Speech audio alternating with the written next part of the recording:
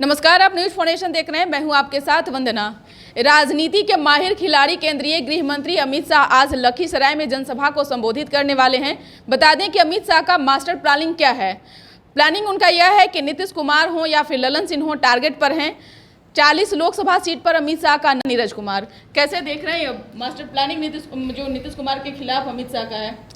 माननीय अमित शाह जी माहिर खिलाड़ी नहीं, अब राजनीति के असफल खिलाड़ी हो गए।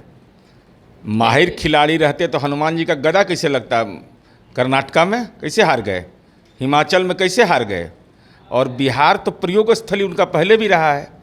2015 में भी प्रयोग करके देखा है।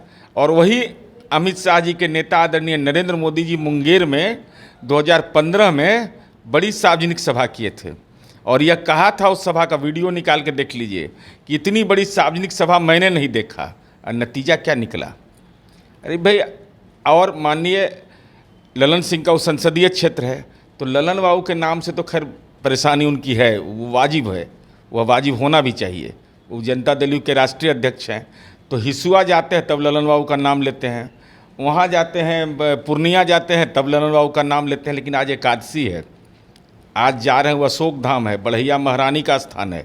जो बोलिएगा सच बोलिएगा। आज अब ऐसा मत बोल दीजिएगा जैसे पिछला बार बोल दिए रजौली में तापघर खुल गया, और कम से कम लखीसराय में कुछ किए हैं तो बता दीजिएगा। कुछ काम तो किए होंगे ना लखीसराय में।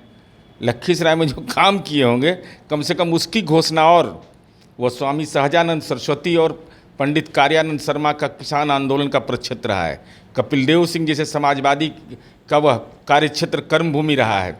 इसलिए हमारी उम्मीद है कि स्वामी जी के जयंती में तो आपने कुछ यहाँ पटना में किया नहीं, तो कम से कम उस विभूति को राष्ट्रीय स्तर का सम्मान दीजिए। और एक सामान्य सी मांग है, बढ़ैया के लोग लगातार आंदोलन कर रहे हैं, रेल रोको आंदोलन हुआ, और बहुत सामान्य मांग है कि ट्रेन का ठहराव जो कोरोना के पहले हो रहा था, उन ट्रेनों का ठहराव होना चाहिए। तो अमित शाह जी, आप तो सत्ता चलाने वाले लोग हैं, तो आज कम से कम ट्रेन का ठहराव तो घोषित करिए। ऐसा नहीं कि केवल भाषण दे के निकल जाइए। भाषण देने के लिए ही वो आ रहे हैं, और सबसे महत्वपूर्ण बात है कि बैठक नेताओं के साथ करेंगे और बैठक में तमाम चर्चा होगी। हालांकि मुख्य नज़र उनका जो है 40 लोकसभा सीट पर है, और कैसे नीतीश कुमार को मात देना है इस पर उनकी रणनीति रहेगी। हालांकि वो बात की बात है, जहां तक आपने कहा कि उन्होंने ललन सिंह का जिक्र किया, कई नेता का वो जिक्र किया। जाहिर सी बात है कि नेता हैं भाई, नेता एक दूसरे नेता का तो जिक्र करेंगे ही।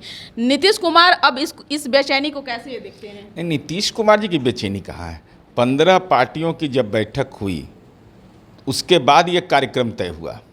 इसका मतलब आदरणीय प्रधानमंत्री नरेंद्र मोदी जी अमेरिका से आते हैं तो मणिपुर नहीं जाते हैं जहाँ हिंदू मारे जा रहे हैं, वह सीधा जाते हैं मध्य प्रदेश, चूँकि चुनावी प्रबंधन में लगना है, तो वहाँ जाकर करके बिहार की चर्चा करते हैं। इसलिए सवाल इस बात का है कि माननीय नीतीश कुमार जी हों चाहे माननीय नरेंद्र मोदी जी हों, अपनी उपलब्धियों की चर्चा करिए ना भाई। अपनी उपलब्धि, हमको मौका मिला 9 वर्ष, हमने यह काम करके दिखाया। आपको मौका मिला, आपने यह काम करके दिखाया। लेकिन नकारात्मक एजेंडे से विकास नहीं होता। और लखीसराय के इलाका में डियरा का इलाका है, टाल का इलाका है।